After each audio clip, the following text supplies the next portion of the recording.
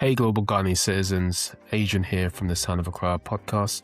And today's episode, what I want to do is I actually want to address some of the parallels that I've noticed between Mahama and Nkrumah. And I really think this is bigger than just, the policy that they both set out.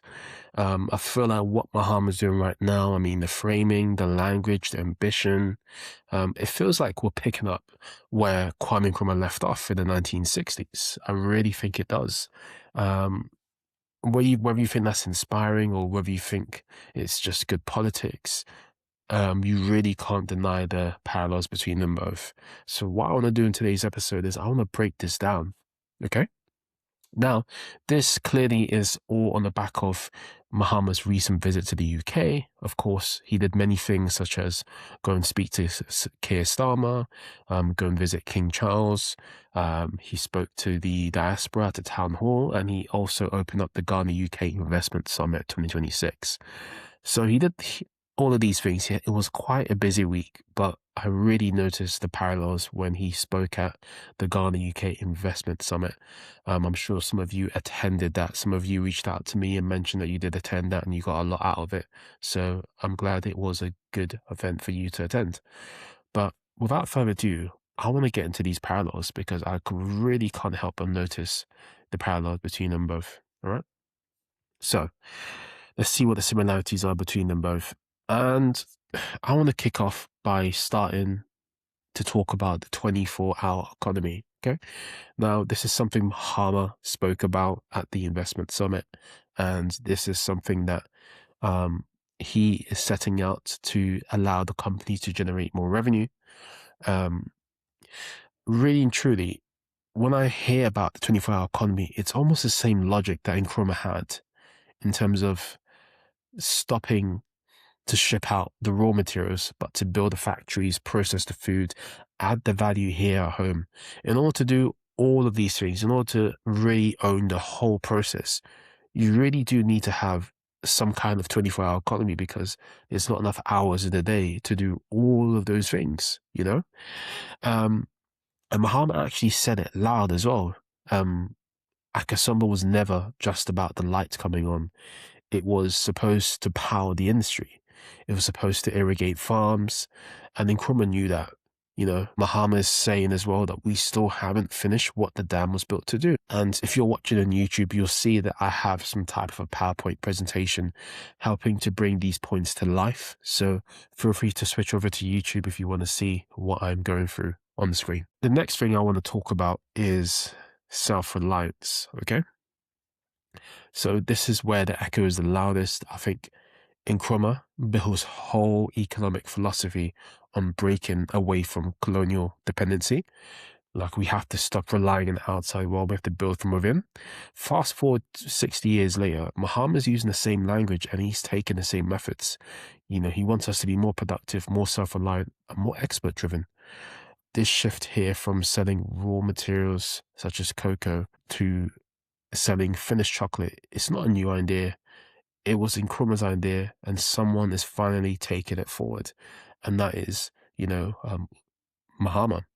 When you look at some of the financial support that Mahama has said no to since he's been in administration, you can see how more self-reliant he wants the country to be. And I think that's a fantastic thing to have. All right. Let's go to the next slide here, and that's national coordination. Now, this is where Mahama and Nkrumah really intersect here. They seem to have the same blueprint, but of course they're building in a different era and a different time. Nkrumah was building in a time where it was very state-led, it was very pan-Africanism, it was more public sector focus. And Mahama is building in a time where there's a lot more private capital, there's a lot more market facilitation, and the private market has a lot more control, or the private sector contributes a lot more than the public sector. So he's obviously leveraging that. And Mahama's being careful to say that government should facilitate and not dominate here, right? He knows the word socialist doesn't play the same way it did in 1960 because Kwame Nkrumah had more of a socialist methodology. But when you look past the languages, you look past the architecture, the national planning, a dedicated authority reporting directly to the presidency, the state coordination at the center of everything. That is Nkrumah's model.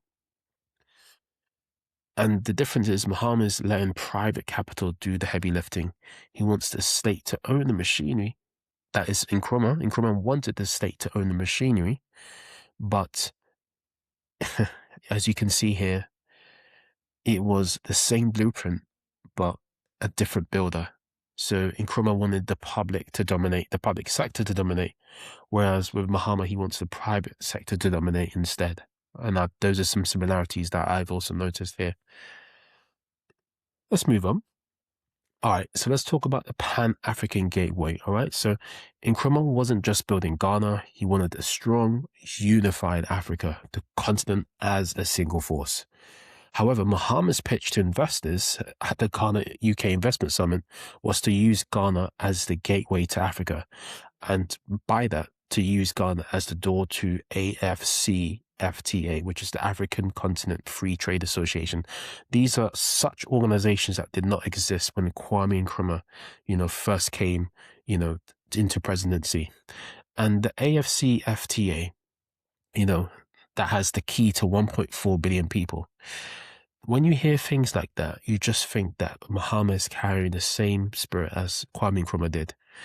The only difference is the language is different, the era is different, the trade architecture is different, but the foundational idea here is that Ghana's destiny is more tied to Africa's. So let's move on to the next bit here, and that is infrastructure-led growth, okay? So with Kwame Nkrumah, he understood that you cannot industrialize a country on bad roads and unreliable power. It's infrastructure first and everything else follows. Mahama's big push, you can see what's happening right now. The transport corridors, he's really pushing to get the Accra-Kumasi highway done. And then some transport corridors in the east and western parts of Ghana, he's pushing to get that done. Digital infrastructure, he's really pushing for that national AI strategy to be implemented. He really wants Ghana to be the #1 technology and AI hub in Africa. Energy, there's a big push. Logistics, there's a big push. And that pretty much is the same conviction that Kwame Nkrumah had. And the only difference is Mahama's dressed in 21st century clothes, right? And when he talks about the Volta Corridor as an economic anchor, he's practically quoting Nkrumah playbook on Akosombo when you think about it. So there's a lot of similarities here, and I hope you all can start to see what I'm referring to as we continue to go on through today's episode.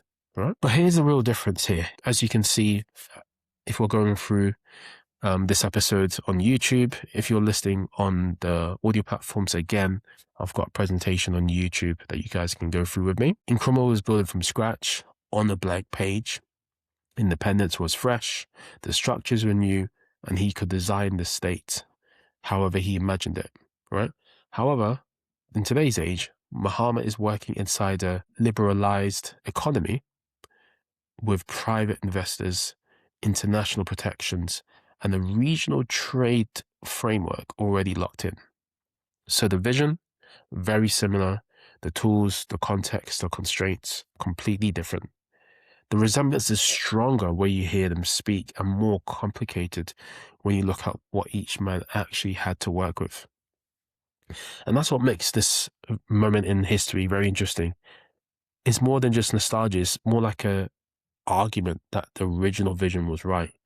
It was just never fully expected. And that's the conversation Ghana's having right now. So there you have it. I mean, there's some interesting parallels between Mahama and Nkrumah. I think if Kwame Nkrumah was alive in this era, he may have a lot more tools to play with to be able to implement his vision. But fast forward, Mahama has a lot more to work with than Nkrumah had, and he has a lot more people on his side. where Kwame Nkrumah was navigating a lot of political controversy as well. So let me know what you guys think. What I'm going to do is I'm going to leave this presentation slide deck in the description below, so you guys can have a copy if you want. Let me know what you guys think. Is Mahama and Nkrumah, do they both have similarities? Are there parallels that exist between both of them? Or am I not thinking straight? Let me know what you guys think. I've been Adrian Daniels. Thank you for listening to today's episode, and I'll catch you in the next one. Thank you so much. Take care. God bless.